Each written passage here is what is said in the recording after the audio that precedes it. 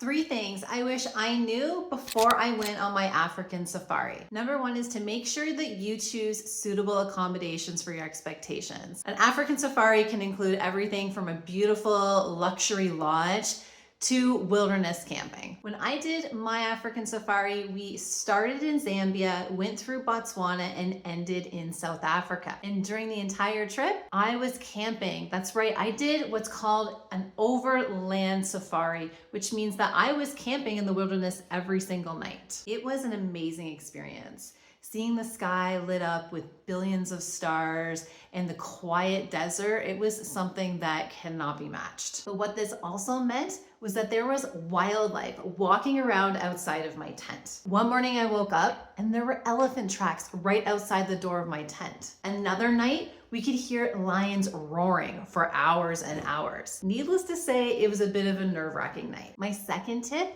is to make sure that you use the washroom facilities at every opportunity. I cannot emphasize this enough. So if you know me, you know that I have the bladder the size of a pea, which means that I have to use the bathroom constantly. But when you're on an African safari, this is not an option. You are not able to just stop anywhere to use the facilities. You are way out in the desert and it is unsafe for the driver to stop and let you out to use the bathroom, to go outside to go use the bathroom. You just cannot do it. So if you're gonna take any advice from this video, it is to use the bathroom at every opportunity. Unfortunately, I saw some other people learn this the hard way. Lastly, be sure to prepare for long waits in between seeing animals. This was something I didn't really expect.